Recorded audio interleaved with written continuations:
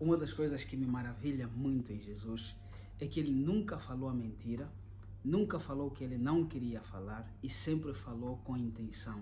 E as palavras dele são verdadeiras e dignas de confiança. Por exemplo, no mundo se diz, e isso é uma crença popular incluso, que detrás de um homem forte existe um passado difícil, existem muitas batalhas enfrentadas, justificando que a tua força, a tua fortaleza ou talvez o que és capaz de demonstrar em posição de autoridade, força reconhecida pelo mundo, é fruto de um passado de luta, de batalha, dificuldades.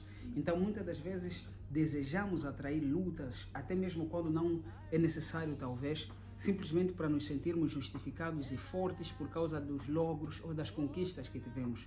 Mas quando vamos para Jesus, ele conta uma história muito interessante. Ele diz que o reino dos céus, ou seja, compararei aquele homem que edificou a casa sobre a areia, que quando os ventos vêm, ela cai, que quando as águas vêm, as chuvas, as tempestades, ela cai, aquele que ouve as minhas palavras e não obedece. Mas aquele que obedece às minhas palavras, aquele que ouve o que eu digo e põe em prática, assemelhá-lo-ei àquele que edificou a casa sobre a rocha. Quando vieram os ventos, quando desceram as chuvas, ele permaneceu firme porque foi edificado sobre a rocha.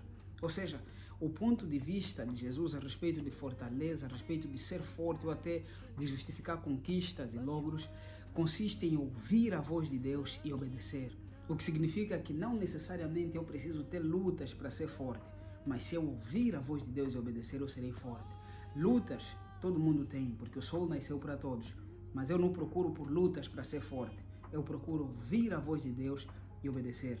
Talvez muitas das vezes te sentiste justificado por uma luta ou alguma coisa, porque disseste Deus está a treinar-me para ser forte, para vencer, mas deixa-me dizer-te isso, e é verdade de Deus, que se ouvires a palavra e obedeceres, não necessitas lutas para ser forte. Serás semelhante ao que edificou a casa sobre a rocha. Portanto, edifique a tua casa sobre a rocha, ouvindo e obedecendo a voz de Deus, não olhando para as lutas, as perseguições como um símbolo de honra, mas olhando para Deus e a palavra de Deus como tudo que você precisa para crescer, florescer e frutificar e dar frutos no fortalecimento espiritual e em todas as áreas da vida.